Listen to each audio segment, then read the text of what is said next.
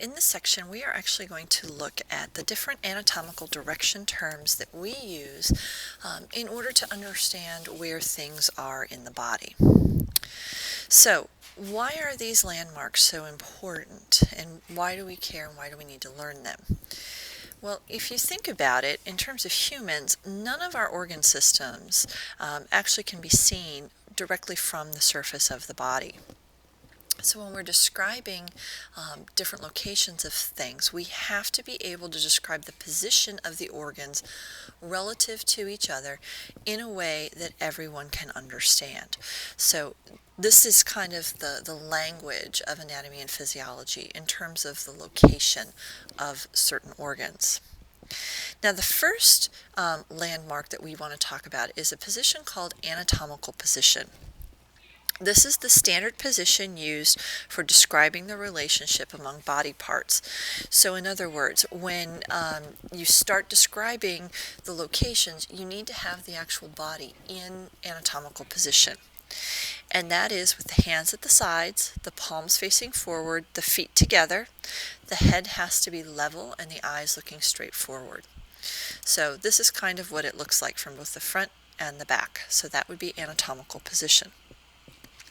Now we do have a couple of variations on this. The first one would be supine, and supine is when you lay in anatomical position face up. So like for instance when you lay down in bed, you're usually supine. The other one is prone, and prone is when you lay in anatomical position face down. So I know, for instance, if anybody has ever done any sort of marksmanship qualifying, one of the positions is prone, where you're actually laying on your belly and operating the weapon that way. Now, the directions themselves, once we're in anatomical position, are actually, they're nice to learn simply because many of them do exist as opposites. So we have for instance, superior and inferior are opposites of each other. Others of them are synonyms and can be used interchangeably. Now, this is specifically, and what we will be working with is specifically for humans. These synonyms do not work on things like dogs and cats because they are oriented differently in anatomical position. But for instance, anterior and ventral can be used interchangeably. And so unless it's a specific name in terms of, a specific name of something that uses either anterior or ventral, you can go ahead and interchange those. Now, left and right do exist in anatomy, but you have to be careful. Left and right refers to the left and right of the subject and not of the observer. And that actually can be a little tricky because that's what actually leads to some of the lawsuits that we've been seeing, because people in the medical profession sometimes forget that left and right do not refer to their left and right, and that is problematic. In addition, there's two other very important terms. When we describe things as parallel, you know this from math class, but parallel means it runs along the long axis of the body. And the long axis of the body is the one that goes from your forehead down in between your eyes, splits your nose in half, and it continues on that line all the way down to the floor. So anything that is parallel runs parallel to that axis. Perpendicular is at the right angle to that axis. So like your belt, it would be perpendicular to that. So let's start going through the terms and filling in your table in terms of what they mean. Okay, anterior is the first one, and it means in front or before. Its opposite is ventral. Its synonym is ventral. Okay, and that is on the belly side. So the anterior side of humans is the same as the ventral side, and that would be on the belly side of us. Now, the directional term that is opposite of anterior is posterior, and that is back or behind. So for instance, my heel is posterior to my toes. The synonym for posterior in humans is dorsal, which you're probably familiar with like sharks and dolphins, and that means along the back side. So for instance, our spine runs along the dorsal side of our bodies.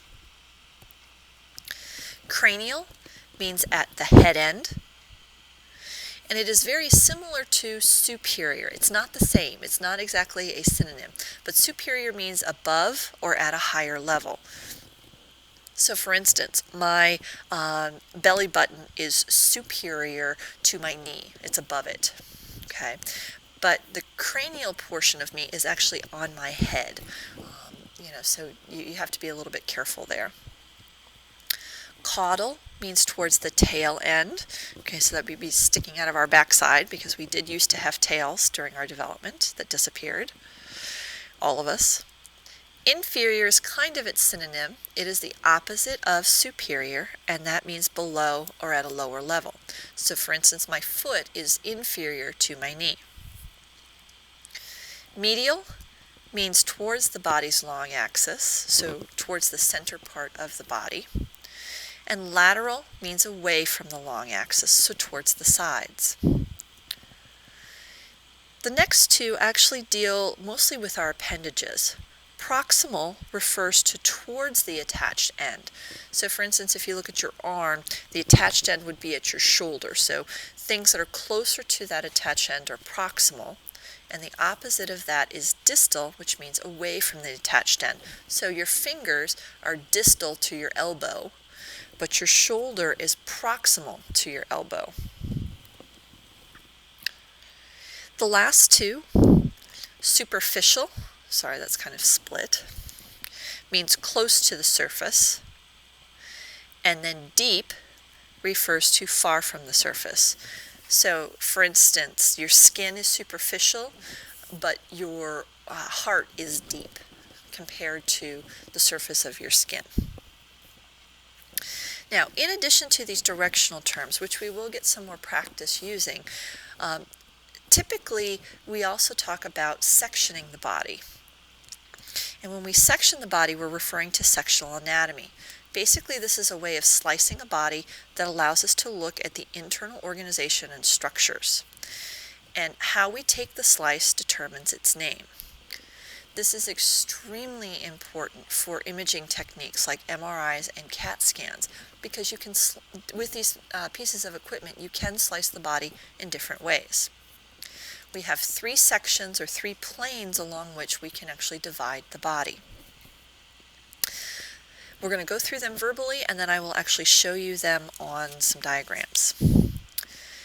The transverse plane runs perpendicular to the long axis of the body.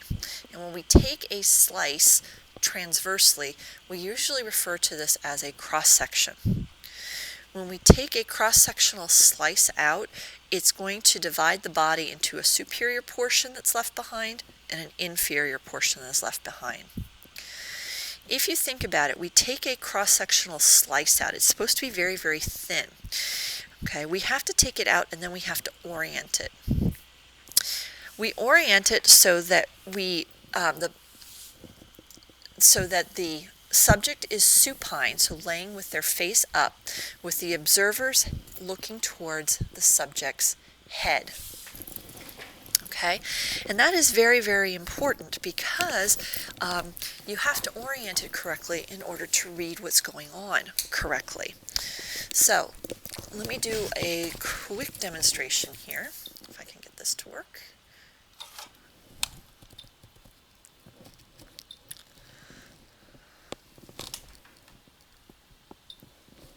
Okay.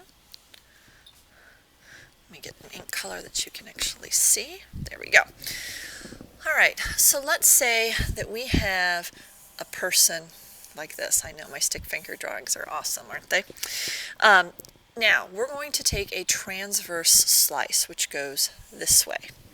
So basically what we would do is we would slice it, and then we would pull that out. All right, and then what we would do is we would actually orient it. Okay, so we have the slice and we lay it down on the table. All right, so this would be their left side. This would be their right side. Their head would be facing up, and their feet would actually be sticking out of the screen towards you. Okay, so this is their back, okay, laying down, and their head would be going back into the screen that way. Okay, so that's how you orient a cross section or a transverse section.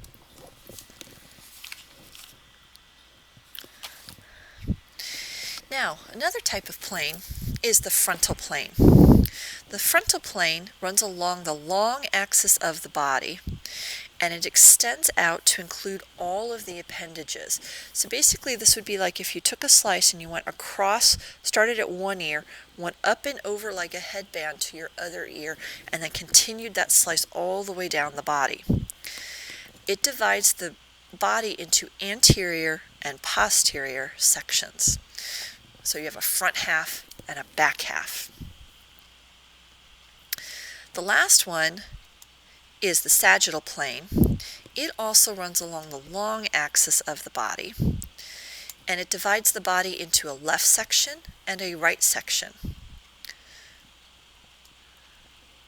Alright, so the long axis is going to come out between your eyes and back to your head and slice down that way.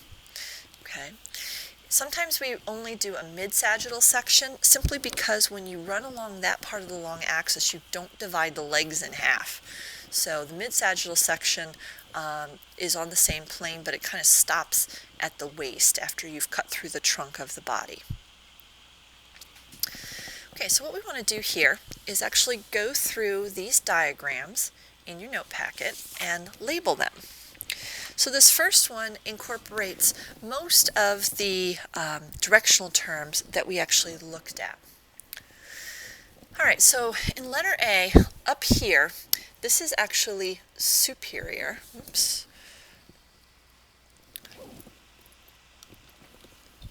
There we go.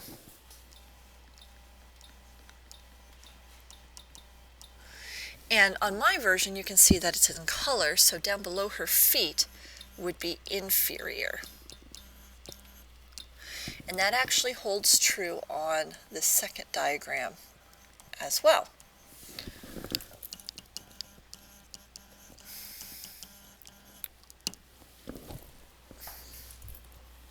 All right, let's deal with these orange boxes next.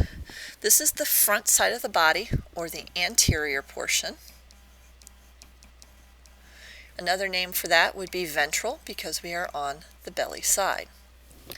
So the opposites of this would be posterior or dorsal. The blue ones here, you can see we're at the head end, so this would be cranial. And the opposite of cranial here, this would, if we had a tail, that's where that would be, so that is caudal.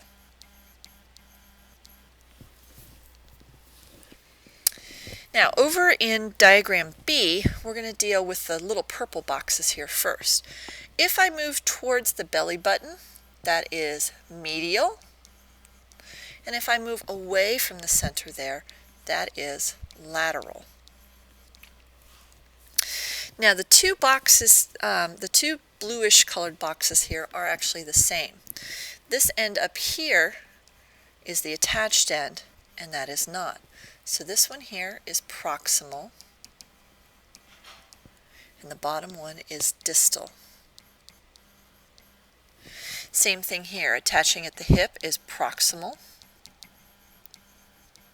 and the far one is distal at our toes. Now, the other diagram has to do with the planes that we can slice along. So let's take a look at that. Okay. Again, mine are in color, so it does make it a little bit easier. But you can see with this one here, when I slice along this line, okay, that plane, this would be the slice that I would remove if that was actually taken out. Okay. So that slice is our frontal. Okay. Now, this one here, we are slicing her down in between her eyes and her nose, and we end up with this section, and that is our sagittal section. And then the green one that's here runs perpendicular to that long axis, and this would be the section. Remember, her head is facing up, this is her back, this is her left, this is her right, her feet are sticking out towards you. This is her transverse or her cross section.